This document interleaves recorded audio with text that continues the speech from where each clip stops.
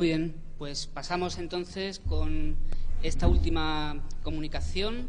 que lleva por título Intervención en valores con familias de riesgo social desde la terapia de aceptación y compromiso, y que está firmada por Odar, García, Martínez y Gómez de la Universidad de Almería. Bueno, buenas tardes. Intentaré no extenderme demasiado, entre otras cosas porque al ser el último del bloque voy a tener que hacer los recortes quizás yo, pero bueno, pues, en fin, como dice el título de esta comunicación, voy a hablar sobre pues un modesto estudio realizado en el contexto de un ayuntamiento dentro de lo que es un servicio de atención a familias en riesgo con menores en situación de negligencia o maltrato, y a través de este servicio especializado, que es el programa de tratamiento familiar, que atiende este tipo de situaciones en Andalucía, pues se trabaja con familias en riesgo para preservar la integridad de la familia y mejorar la situación de estos menores, ¿no? Bueno, un poco en la primera diapositiva lo que explico un poco eso que acabo de decir. A través de este programa o de este servicio se interviene para evitar situaciones de desamparo en las cuales hay que tomar una medida de protección con los menores, intentando trabajar con las familias para promover cambios positivos, para paliar posibles carencias socioafectivas y para favorecer la aparición de comportamientos parentales que tengan un efecto positivo sobre el desarrollo y el bienestar de los hijos que viven dentro de esta familia, ¿de acuerdo? En el trabajo con familias, desde una perspectiva clásica, digamos, ¿no?, de abordaje de primera generación, bueno, pues lo que hasta ahora se ha aplicado en este ámbito también, pues se basa un poco en los principios del análisis de la conducta, por supuesto, y hay, digamos, diversas estrategias que se aplican. Por un lado, se instruye a los padres proporcionándoles pautas, y también se le pueden proporcionar estas pautas por escrito a través de notas o de incluso materiales como libros, ¿no?, etcétera. Y bueno, se sabe también un poco por los estudios realizados que digamos que esta estrategia de intervención puede tener algunas limitaciones, como por ejemplo problemas de adherencia, ¿no?, en los padres, puesto que los padres ya parten de teorías implícitas educativas, muchas veces innatistas, que compiten con el aprendizaje de nuevas reglas, ¿no?, que es lo que se hace un poco cuando se instruye sobre cómo tratar o educar a los hijos, ¿no? Los padres muestran apego a las estrategias educativas que ellos emplean y son resistentes al cambio, y además pues vienen condicionados por los modelos educativos de origen, digamos, ¿no? Por otra parte, la otra estrategia o el otro bloque de estrategias está centrado en el modelamiento, en el modelado. Dentro de esta estrategia lo que se emplean son vídeos o ensayos de caso. Y, por último, demostrar el dominio como estrategia de intervención, como se le conoce en la literatura, que sería aplicando directamente consecuencias diferenciales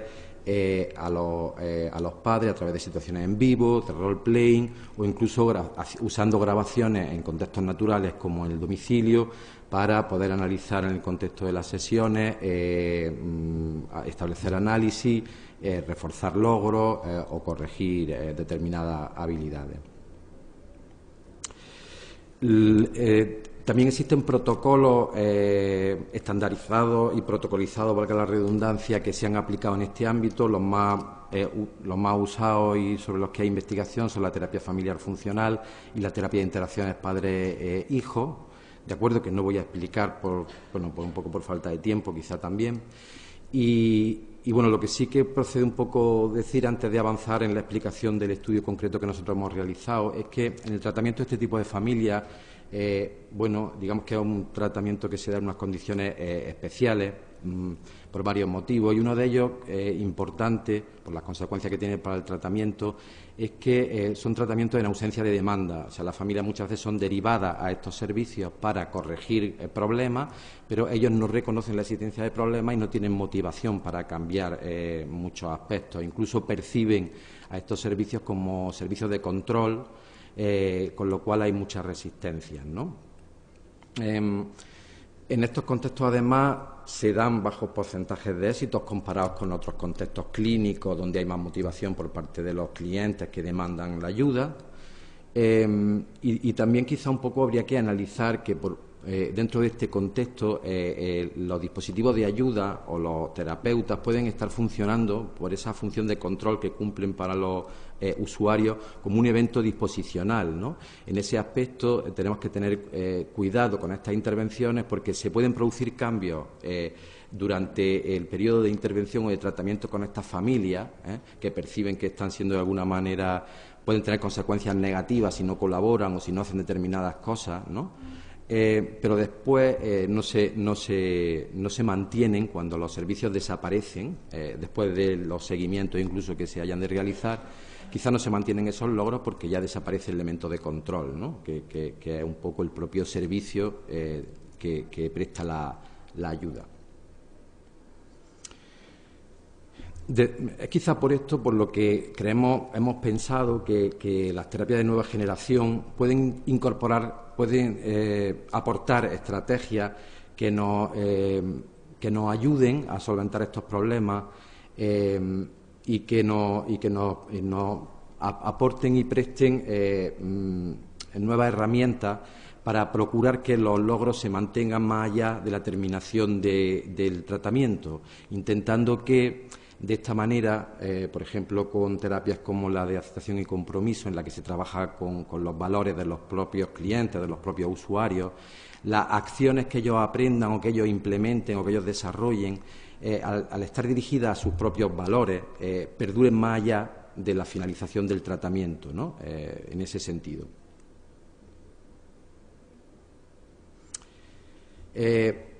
En el trabajo con esta familia, efectivamente, encontramos además algo que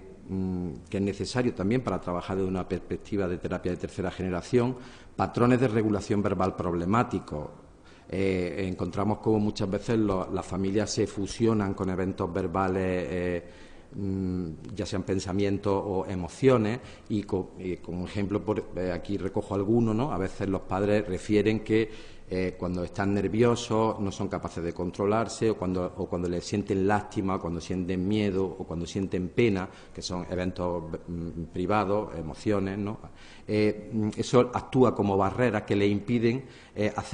llevar a cabo determinadas acciones educativas que deberían de estar llevando a cabo, ¿no? Y cuando se interpone ese miedo, ese estar nervioso, esas emociones, muchas veces terminan haciendo otras cosas, ¿no? Y no haciendo lo que quizás saben muchas veces que deberían de hacer. También aparecen evaluaciones que ellos hacen sobre sus propias actuaciones y en ese sentido pues ellos describen soy nervioso o soy nerviosa o soy incapaz y se fusionan con esos pensamientos, con esas creencias, con esas evaluaciones y eso les lleva a no generar cambios o a una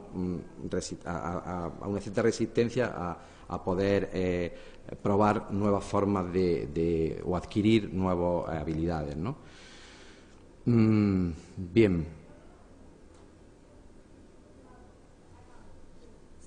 Bien, como decía antes, es por eso que nos parece importante poner los cambios que se producen o que se buscan en este tipo de tratamientos bajo control de otro tipo de mecanismos, ¿no? Como podrían ser los valores de los propios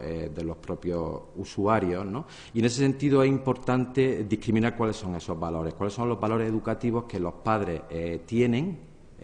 para poder nosotros de alguna manera situar bajo esos valores, enganchar en esos valores aquellos repertorios educativos y que favorezcan el desarrollo adecuado de su hijo que a nosotros nos interesan desde un servicio público donde el objetivo es ese, ¿no? Bien, aquí un poco se recoge la definición de lo que serían valores como aquellas consecuencias de la vida globales, construidas verbalmente y deseadas. Un ejemplo de ello podría ser, para un padre, cuando estamos hablando de valores sobre la educación, el que mi hijo pues llegue a ser el día de mañana una persona educada o honesta, ¿no? O sea, eso es lo que se sondea, ya ahora lo explicaré con más detalle con los padres. Para ti, ¿qué es importante cuando educas a tu hijo o en la educación de tu hijo, ¿no? Y entonces sobre eso queremos enganchar repertorios de acciones que puedan ayudarles a conseguir esos aspectos que para ellos son valiosos, ¿no?, de alguna manera.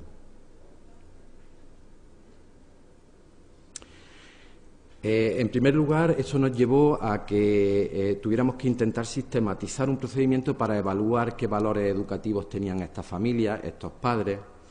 y por otra parte ver hasta qué punto incorporar herramientas de tercera generación donde se trabaja con el distanciamiento de las emociones o con acciones dirigidas hacia ciertos valores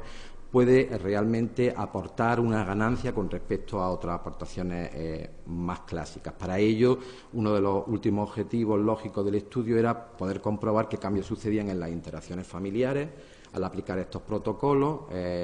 y en el comportamiento de los menores y, por supuesto, en el bienestar de los menores, que es la finalidad última de nuestros tratamientos, ¿no? Como este fue un modesto estudio, digamos, preliminar para ver si los datos podían indicarnos que efectivamente era una línea a seguir, en principio comenzamos con dos familias que estaban en tratamiento, que iniciaban un tratamiento en el programa de tratamiento familiar del ayuntamiento donde yo trabajo, que habían sido derivados a este servicio. En ese aspecto estaban homogeneizados en cuanto a esa variable como familias en las que había indicadores de riesgo de maltrato y de abandono y que está siguiendo unos indicadores que reconoce oficialmente nuestra comunidad autónoma para la clasificación y para la valoración de este tipo de situaciones.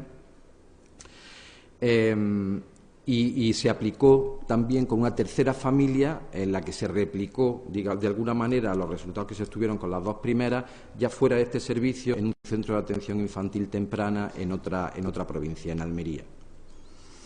Bien, aquí se cuentan las características de la familia. El procedimiento básicamente consiste en dos primeras sesiones en las que se les pasaba una guía para la evaluación de valores, que ahora explicaré si acaso brevemente, y después 7 sesiones de tratamiento en el que se pasaba un protocolo ACT, que también ahora explico brevemente.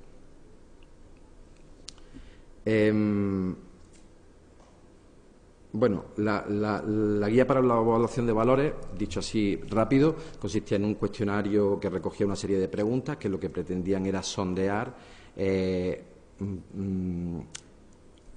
mediante estas preguntas posibles respuestas que estuvieran en una relación de equivalencia para estos padres con ser buen padre. ¿Qué cosas para ellos significaba ser buen padre o ser buena madre? ¿Vale? Igual también recogíamos otras preguntas para intentar captar respuestas que nos recogieran qué posibles reglas estaban en contraposición con ser buen padre o ser buena madre. Estaba en una relación de oposición con ser buen padre o ser buena madre. Y por otra parte recogimos también otras preguntas en equivalencia que recogían equivalencia en cuanto a ser una familia adecuada, o que recogían preguntas que recogían respuestas en oposición con ser una familia adecuada. ¿De acuerdo? Para medir los cambios se usó la escala de bienestar infantil, que es uno de los instrumentos que se ha validado además con población andaluza y que es muy específico para medir primero bienestar infantil y segundo es un instrumento sensible al cambio que se puede aplicar en varias ocasiones para ver los resultados del tratamiento que se está llevando a cabo. Se usó también una escala tipo Likert para un poco organizar, digamos, de alguna manera y recoger los datos de los informes que hacían los padres en cuanto a logros que iban consiguiendo, interacciones positivas que estaban teniendo con su hijo y también comportamientos positivos que iban apareciendo o cambios positivos que iban apareciendo en el comportamiento de los niños. El diseño fue un diseño de caso único con réplica a través de 3 familias, como he explicado antes, con conductas de objetivo múltiples, pre y post tratamiento. El cuestionario ya lo he explicado y los componentes de la terapia de aceptación y compromiso se adaptaron siguiendo los manuales publicados sobre terapia de aceptación y compromiso en castellano de Luciano y Wilson. Y bueno, las diferentes fases que se recogen de este tipo de terapia se aplicó sin seguir un orden rígido en función un poco de las barreras que las familias iban presentando, de las verbalizaciones o las emociones que iban surgiendo en el contexto de las sesiones sobre sus dificultades para llevar a cabo la adquisición de ciertas habilidades o la aplicación de ciertos comportamientos, ¿no? Bien, esto ya lo he explicado antes. Y al principio de la intervención para romper un poco la idea de servicio de control que pesa un poco sobre la percepción que las familias tienen, se les explicaba la metáfora de la casa, en la cual le introducíamos que íbamos a pasar una guía donde les preguntábamos cosas que para ellos podían ser importantes y que para ellos estaban en relación con ser buen padre, ser buena madre, qué cosas querían conseguir respecto a su familia, y en ese aspecto les explicábamos que la intervención que íbamos a hacer con ellos necesitaba unos planos y ellos nos iban a proporcionar los planos para construir su hogar, digamos, ¿no? Entonces, de esa manera queríamos establecer una relación de igualdad, romper un poco con esta percepción de control y también situar en ellos la responsabilidad de los cambios en cuanto a que marcan de alguna manera los objetivos y a partir de ahí se monta un poco el tratamiento que hacemos con ellos. Bueno, aquí se recogen un poco las fases de la terapia de aceptación y compromiso. Efectivamente se usaron las metáforas y los ejercicios propios de esta terapia en cuanto a las diferentes fases, tanto para generar desesperanza como para generar en los padres distanciamiento respecto a esas emociones, esas creencias o esas verbalizaciones que estaban impidiendo que funcionaran de una manera adaptativa, entre comillas lo de adaptativa. Y después también pues se les invitaba a ir estableciendo compromisos comportamentales en cuanto a dirigida a esos valores que iban expresando, ¿no? Bueno, los resultados, ya con esto vamos directamente un poco quizá a lo que más nos interesa, nos indicaron que efectivamente a lo largo de las sesiones bajaba el número de tanto informes de los cuidadores sobre comportamientos negativos como interacciones negativas que ellos, los padres, tenían con sus hijos, ¿no? Y por otra parte se incrementaban los informes de comportamientos positivos que iban apareciendo en los menores o interacciones positivas que los padres informaban que estaban teniendo con su hijo a lo largo de la semana que se estaba tratando, ¿no? Por otra parte, se intentó medir también cómo se incrementaba el número de cosas que los padres hacían en dirección a valores, y aquí se recoge ese incremento en la frecuencia de esas conductas con valor realizadas con los padres en relación a la educación de su hijo.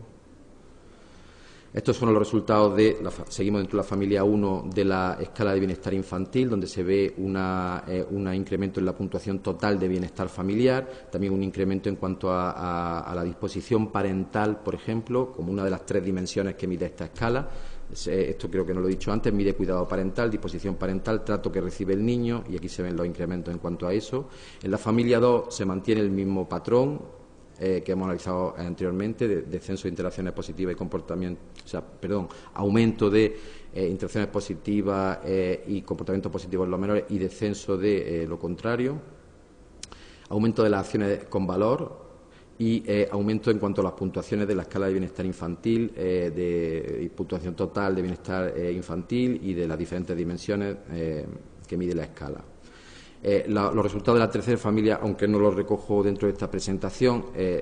fueron en consonancia con esto. Si alguien quiere, los puedo mostrar, o si no, están publicados en análisis y modificación de conducta, en un artículo que recoge esta investigación. Y bueno, como conclusiones ya para terminar, pues creemos que los datos apuntan la utilidad de la terapia de aceptación y compromiso como estrategia terapéutica para promover cambios en estas familias que muchas veces se encuentran atascadas en el sentido de que efectivamente saben qué tendrían que hacer, no es una cuestión de instruirles sobre habilidades o de la manera clásica, pero se atascan en determinadas cosas que con esto podemos desbloquear de alguna manera. Bien. Básicamente creo que también podríamos destacar que efectivamente hay limitaciones de este estudio que también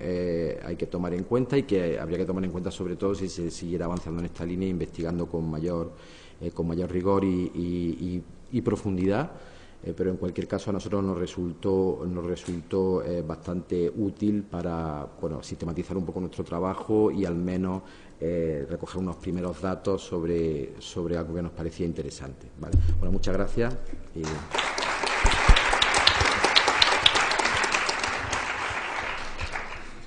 Muchas gracias.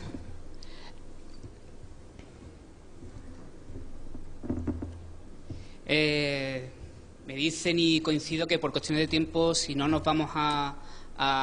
ir solapando unas sesiones con otras. Así que sin problema. Si no tienes problema, entonces perfecto. Os emplazaría a que le hicieseis preguntas,